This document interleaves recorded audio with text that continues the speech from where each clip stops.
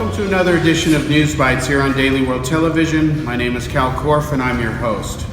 Just as American President John F. Kennedy promised Americans and the world that the United States would put a man on the moon before the decade of the 60s ended, Kennedy, although he was killed on November 22nd, 1963 and never saw that achievement reached, the United States did put a man on the moon in July of 1969. In fact, America remains the only country on Earth to have ever put human beings on another planet. Now, American President Donald Trump has ordered NASA to put Americans on Mars in the early 2030s. Trump is actually late to this race because Russia, China, and even the United Arab Emirates have all said they're going to also send colonies to Mars to live there permanently.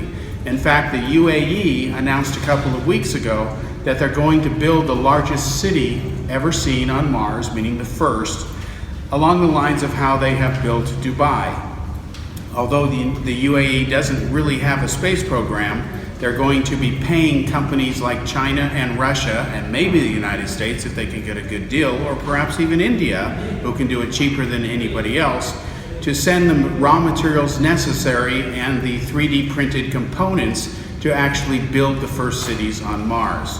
So NASA has now been given the mandate, like Kennedy gave NASA in the 1960s, to kick things into high gear and to start colonizing Mars.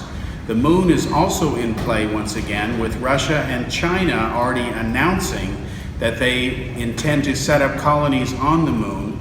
No word yet from NASA on whether they're going to get serious about returning Americans to the moon, but China is already designing a spacecraft that will allow it to land on the moon and return safely back to Earth, as well as fly in space in between the distance of the moon to Earth.